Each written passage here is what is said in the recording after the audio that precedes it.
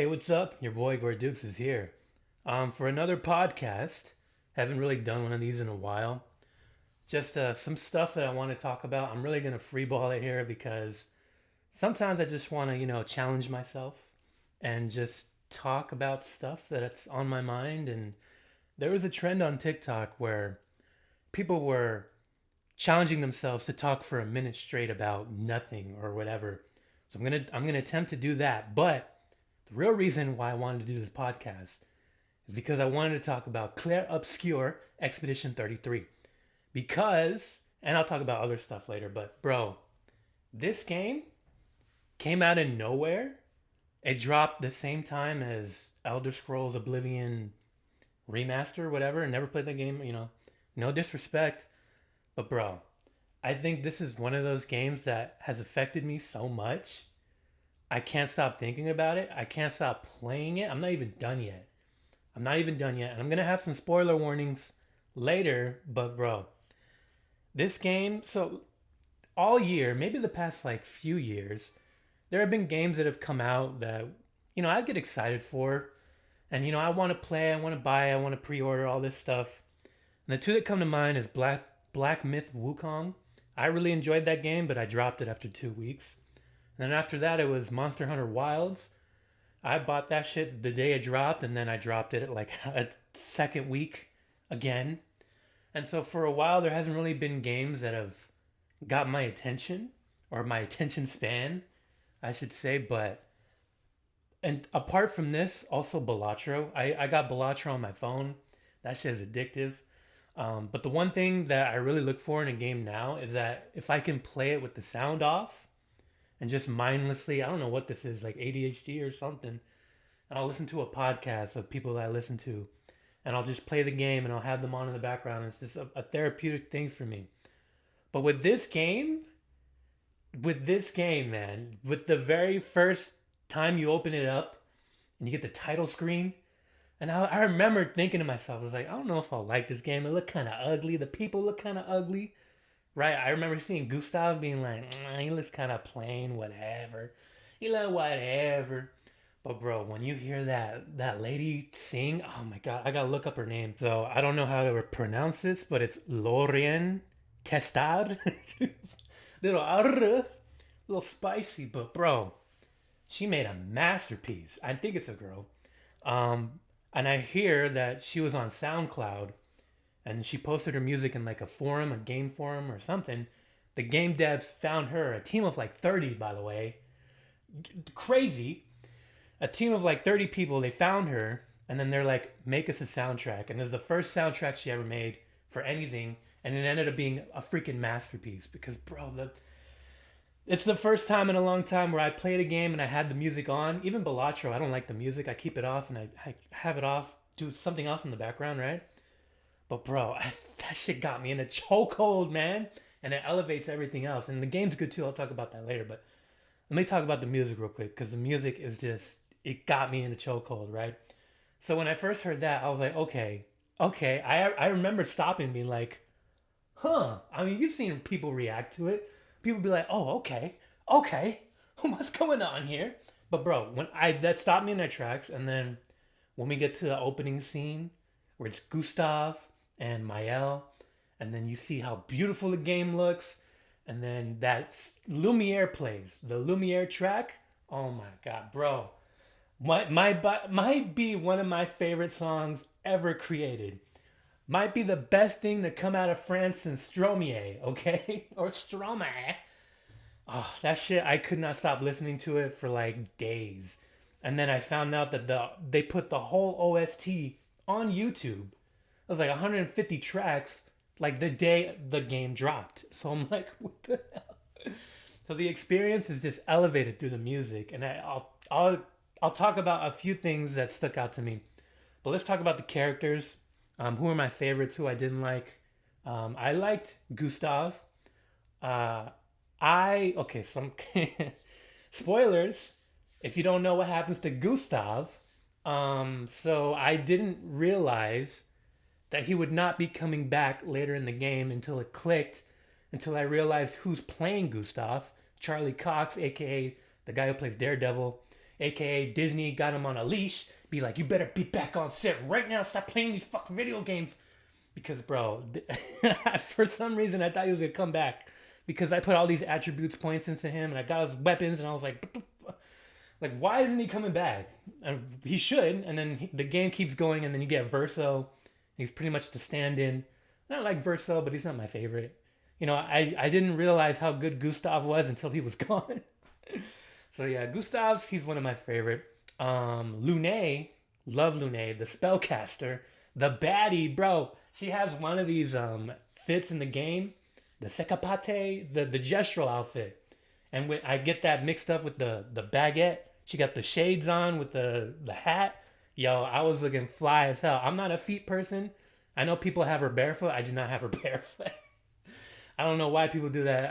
It's not me, okay? It's not me. But yo, she's dripped out in my playthrough, all right? She's dripped out. We got CL, who at first I didn't really like. I thought she was pretty plain. She looked like I don't know. She just looked weird to me. Like, the gameplay was a little hard to understand. And her dialogue didn't really stuck out to me. But she really grew on me. When you get more time with her and you figure out more about her life and how she interacts with Verso, and even when you romance her and when you're like, bro, don't you got a husband? Don't you know he coming back? Like, yo, chill. Even though I still let it happen. I still let it happen, but yeah, I really wanted Lune. I thought I could get both, but no. She was like, no, I heard you about CL and whatever. She's one of the stronger characters. I know a lot of people think that her build isn't that good, but I've seen people break her. Like, it takes time. You gotta build up the foretell, the charges, the sun and moon charges. And bro, when you find out, and I just found this out yesterday. I'm not done with the game. The history she has with Esquier, and you just find that out like during a random conversation at the camp, and you could totally miss it. And I was like, what the hell? I was like, that shit got me a little emotional right now. And Esquier is cool too, but he's whatever. He's just the buzz. He's cool. I mean, he's honestly, actually, he is pretty cool because not only does he fly, he's funny, he dances, he pukes wine. He pukes wine, and then CL's like, oh my gosh, this is wonderful. I was like, oh. Yo, Monaco. Monaco is cool.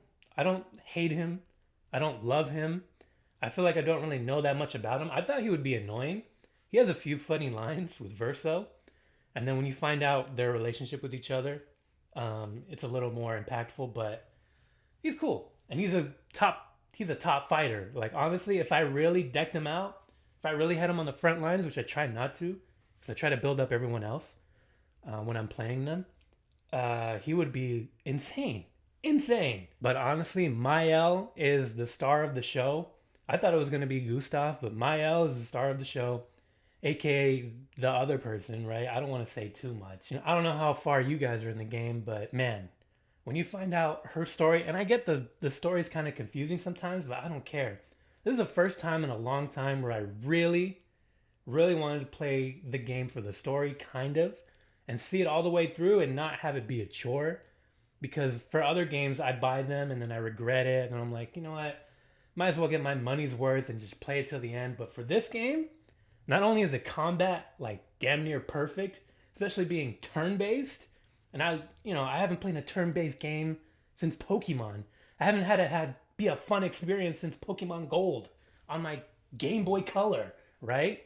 And so it reinvents itself, and I don't know if Final Fantasy VII Remake is like this. I think it is, kind of. I think I've played Ni no Kuni, which is very similar, which is also very good. Reminded me of this, but this is like changing the game because people are playing turn-based games now, and even though people are talking shit too, so that's a whole nother thing. I'm not gonna get into that, but yeah, this is like great. I don't know what I was talking about, but yeah, the story, sometimes it gets confusing, but I just really wanted to see it through. And when you get that reveal about Alicia and Raynor, I mean, it's she really shines as a character. She's very likable. She's very cool. Her fighting style is probably the best in the entire game. When you figure out how to build her, fighting solo and having the metal and the perfect weapon, the perfect Pictos. It's very enjoyable to watch her play. And then, yo, the combat, man, it's so good. There's times where I just, in video games where you want to skip enemies and just go the other way. For this game, I don't really do that. I really want to try out my new pictos and try out my new combat abilities, see if I could do this, this, and this, see how this affects this character, and how should I change this around. And it got to the point where I got a little overwhelmed with choice. And so I had to put it down and be like, okay, let me calm down. And I also stopped looking for builds online because people break the hell out of this game, man. People, I can't even explain what people do, but I've gotten to the point where I kind of want to figure out things for myself, not look things up, and create a build based on what I'm finding at the time. And so I don't ruin my enjoyment that way instead of just like looking for the craziest build. I have to go here, here, here and get this. No, I'm going to find it all naturally and I'm going to do it the way I want to do it. And that's really fun. And I haven't felt that way about a game in a long time. So it's really cool to experience this right now. There was one moment in this game where I was like, bro. I was like, bro. So I remember you learn about the other expeditions, right? And I believe it was Expedition 35. I was in an area where I should not have been because I was so underleveled. I was very underleveled. But I was still pretty good. I managed, right? I made it to the middle of the area and I get to one of the journals and they talked about Expedition 35.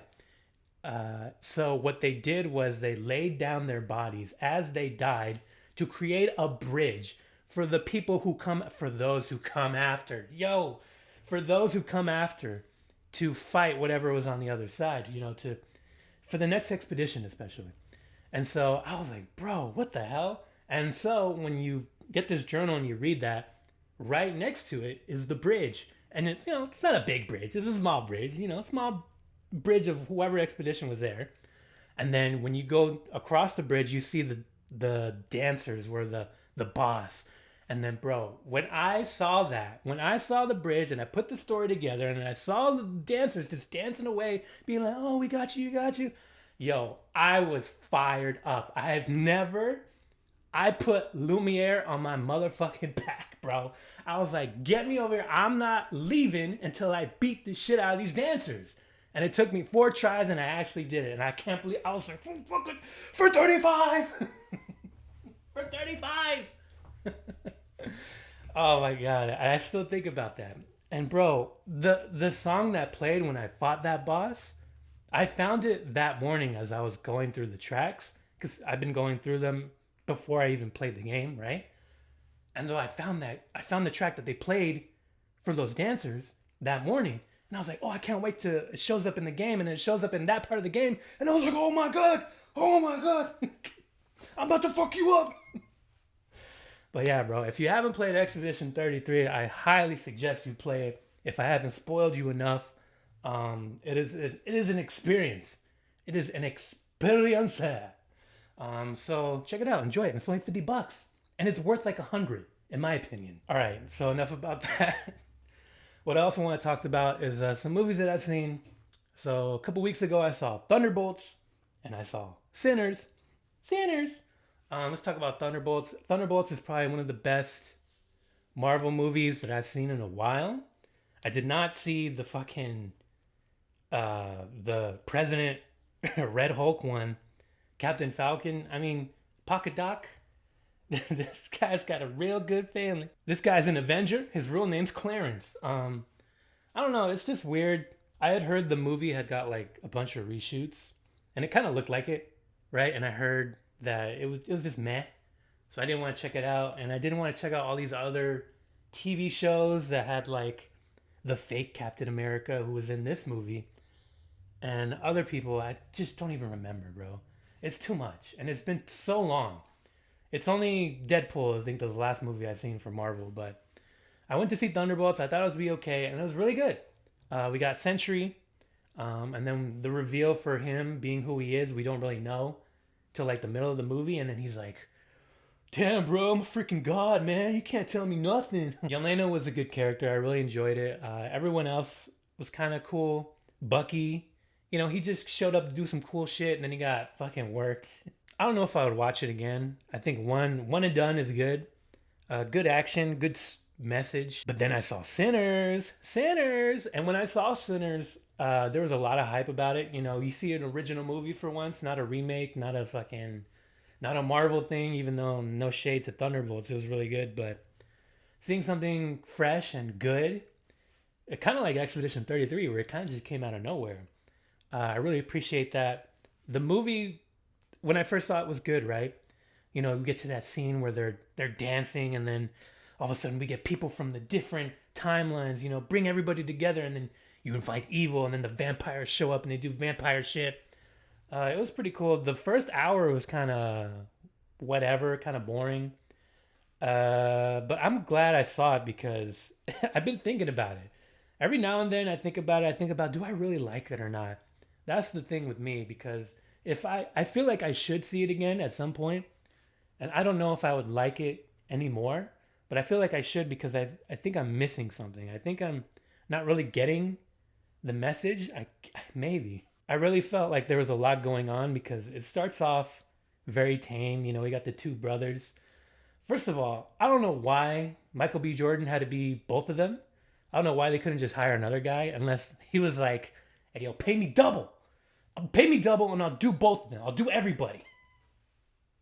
I hope that's what happened, because what the hell? I don't know the symbolism behind him being both characters. I don't know why they couldn't just hire another, whatever. Unless nobody looks like him. I don't fucking, what? Yeah, the movie was cool. The music was fire. If you got good music, I'm all about it. The message was, I don't even fucking know. Like, I don't even know what the message was. But yeah, it was cool. I really recommend you go see it whenever it's on streaming. I'll probably rewatch it again. But yeah, that was pretty cool. So yeah, that was just some movies that I watched. I plan on watching Lilo and Stitch and Final Destination, even though I haven't seen those movies in like forever. The Final Destination franchise. Not since Mary Elizabeth Winstead, aka Ramona Flowers, was up in there, bitch. But I really don't remember anything else. But I do want to see Lilo and Stitch. And I want to go like early on like a weekday. There's no kids. No one can ruin my enjoyment. Because, I was all about the 626. I was about Experiment 626. I totally forgot there was a second movie, by the way. With 627, or the red one. I don't fucking know. But yeah, I used to watch the TV show. I thought it was really cool how they were all different. I just wanted to see all the different cool ones. I'm hoping there's like references to that. The other experiments in this movie. But yeah, I don't want to be around a bunch of kids.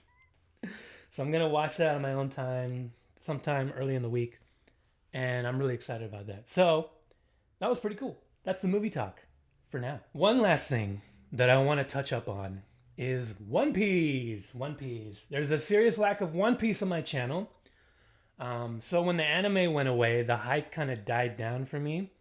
And I believe we are in the Kuma flashback, which I have not started yet, which also leads into God Valley and other stuff.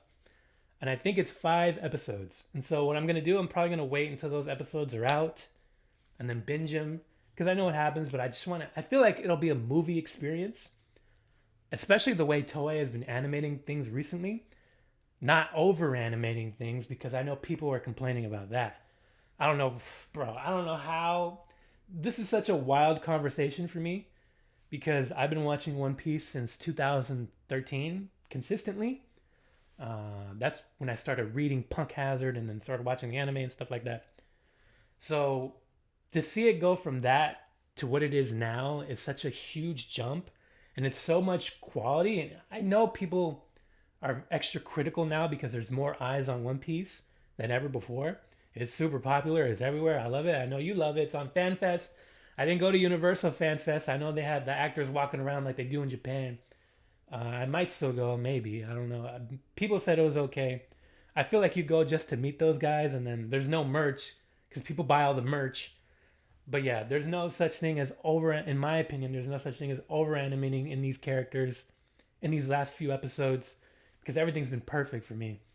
I feel like the Kizaru Luffy Gear 5 fight was so well done because of how crazy Gear 5 is and how insane Kizaru's powers are. just being light and bouncing off of everywhere. It was good. It was good.